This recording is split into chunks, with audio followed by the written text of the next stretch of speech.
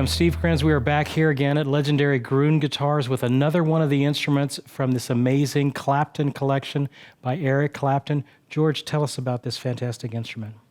This guitar is one of a very limited edition, 275 made as replicas of Clapton's famous Strat that he nicknamed Blackie. Blackie came about shortly after Eric and I first met, when he played the Johnny Cash TV show with Derek and the Dominoes in 1970. He bought 4 Stratocasters from me and then went around the corner to Showbud and got a bunch of parts, necks and bodies and pickups and various other Strat parts. And Blackie was an amalgam of things that it's really sort of lost somewhat in the fog of history at this point as to exactly which parts made up Blackie. But I do remember that one of the ones that he got from me had a body that was refinished and was black, and Blackie could very well have had that body, and it may have had other components that he got from guitars from me because they're built like an erector set plus mixed in with Showbud parts. It's very unclear. Some of the written things that have been done, like in Fender ads, state that he got the parts from Showbud. And, well, some probably did come from Showbud. But I was there. I sold him the 4 guitars in 70. And I know he went around the corner and bought parts from Showbud because they told me. And this is a replica of that This is a guitar? replica of that.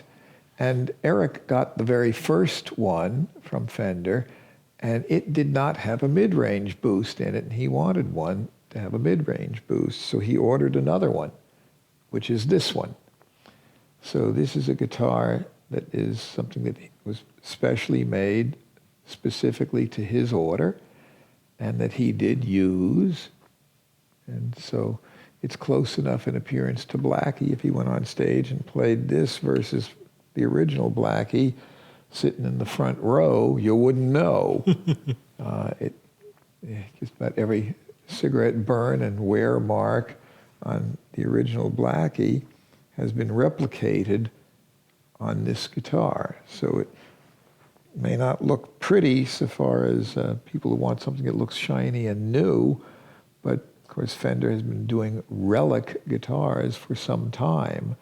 I spent much of my career looking for the most perfect, pristine, original ones.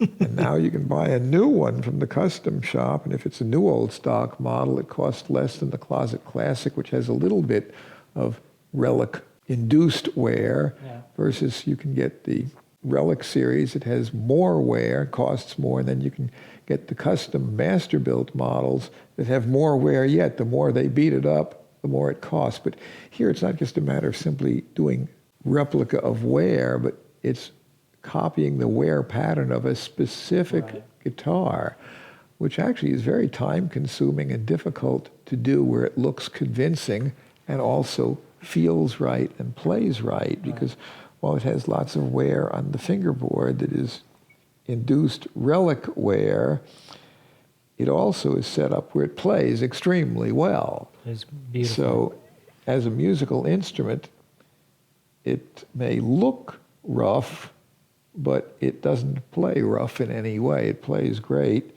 and this was a very expensive guitar when new. And it comes with that, the lowest knob, which would normally be a tone on a Strat. You're saying that that's a boost. Yeah, that's an active mid-range boost. So that it was Eric's guitar and has quite a bit of history associated with it. Oh. And while I didn't ever get to hold Blackie, I may well have been one who sold some of the components of Blackie. And Blackie certainly came into being right after that visit with Derek and the Dominoes for the Johnny Cash show.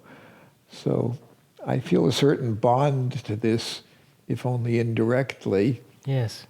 No component part of this is anything that I ever sold to Eric, but I think I played a role of sorts in the genesis of Blackie. Yes. Well, thank you so much for taking a few minutes and telling us about this fantastic instrument. Thank you, George.